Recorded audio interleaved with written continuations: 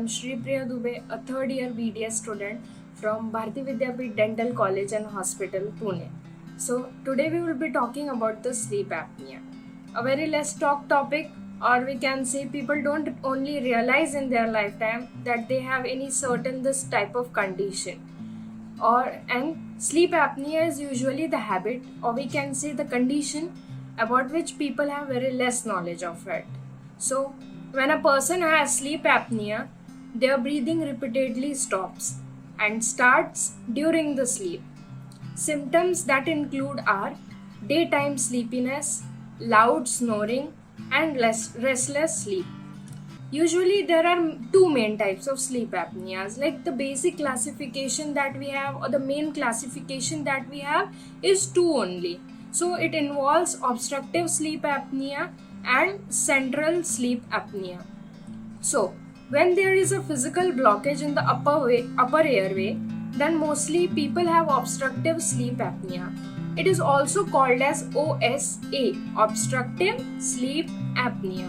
And another type is central sleep apnea, which is due to a signaling problem in the nervous system. So, whenever the airway closes or the signal is held up, then the person will stop breathing, and this will happen temporarily but repeatedly during the sleep.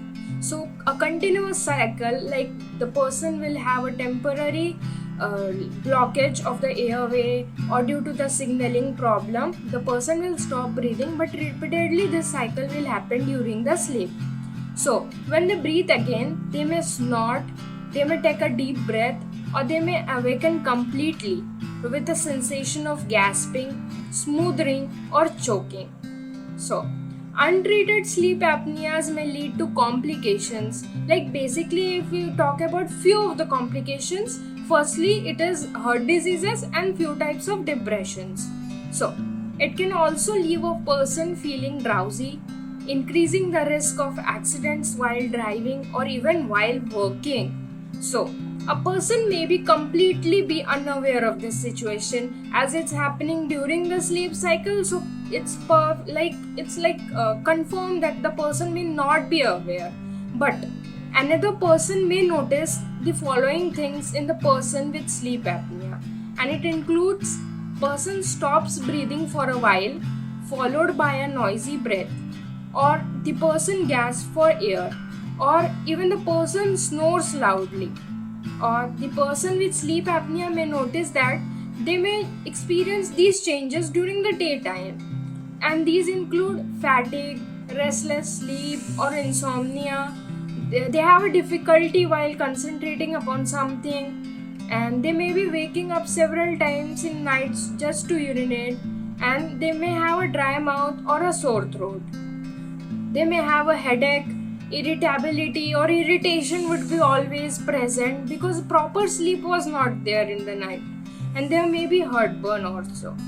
There are many treatment aims to normalize the breathing during the sleep, and these may address any underlying health problems. The options depends upon the cause and severity of the symptoms.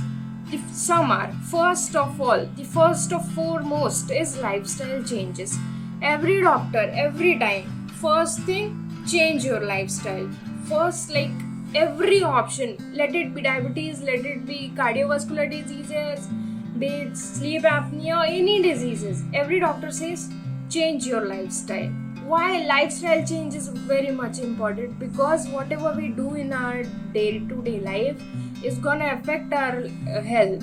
So, lifestyle is very important, as this is very essential to normalize breathing and are critical first steps in the treatment. And these changes include following a heart healthy diet, developing healthy sleeping habits, limiting the alcohol consumptions, quitting smoking, and managing weight. You should never be overweight. You should always keep a check on your BMI. You should always check your vitamin levels, and you should sleep on sides like left side or the right side. And there are also various other treatment options available, but please try to manage it on the lifestyle changes only. Some are continuous positive airway pressure therapy. It is the main treatment for sleep apnea because it keeps the airway open by gently providing a constant stream of positive pressure of air through a mask. And the next is surgery. In this, various surgical procedures are there which helps to widen the airway. In people with OSA, specifically it's for OSA only, that is obstructive sleep apnea patients. That is, and next is mandibular repositioning device, also called as MRD. This is basically a custom-made oral appliance suitable for patients with mild or moderate obstructive sleep apneas.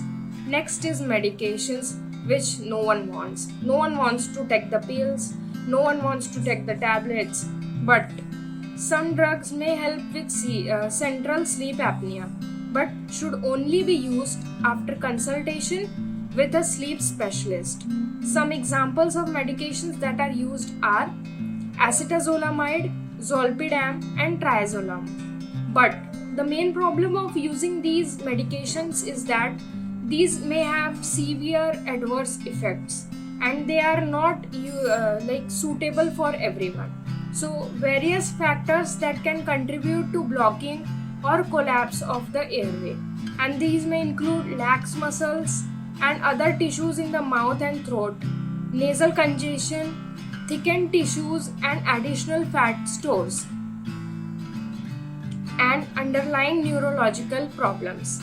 These can result from genetic factors, colds, allergies, obesity, thyroid problems, heart or kidney failures, large or swollen tonsils, and the various risk factors predisposing include old age, obesity, allergies, thyroid and hormone related problems, and these may lead to following complications including dementia, cardiovascular problems due to decreased oxygen supply, eye problems such as glaucoma, stroke and cancer. So it is every time advised that person with sleep apnea should seek medical advice and take appropriate measures to solve it.